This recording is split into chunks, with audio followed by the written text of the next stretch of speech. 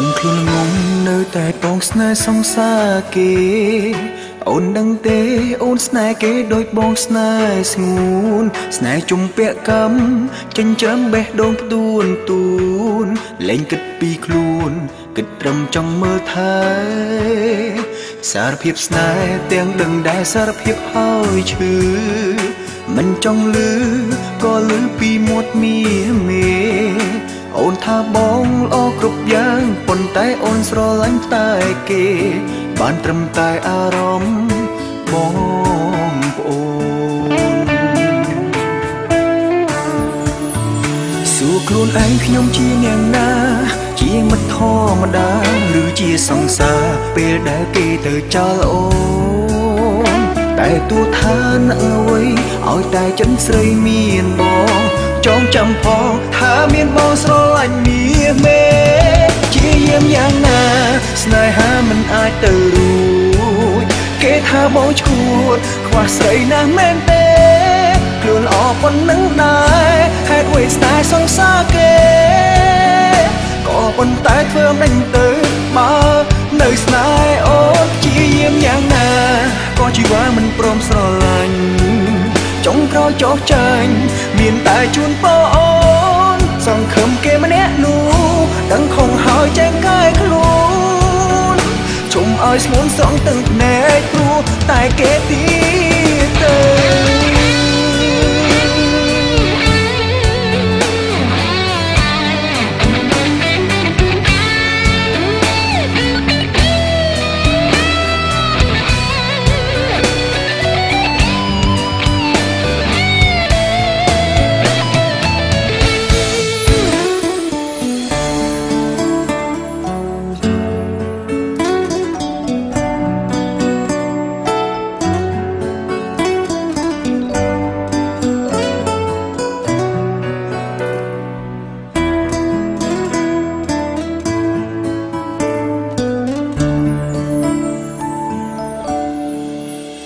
សារភាពស្នេហ៍ទាំងដឹងដែរសារភាពហើយឈឺ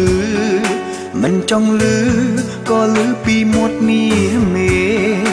អូនថាបងល្អគ្រប់យ៉ាងប៉ុន្តែអូនស្រឡាញ់តែគេ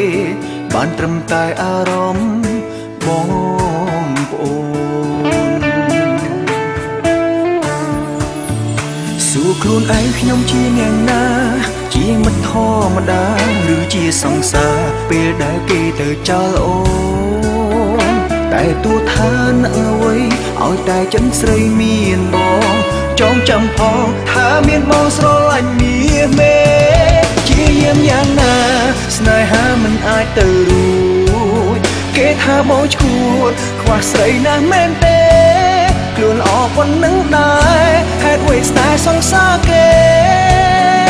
ក៏ប៉ុន្តែធ្វើមិនទៅបើនៅស្នេហ៍អូនជាយាមយ៉ាងណាក៏ជីវ៉ាមិនព្រមស្រឡាញ់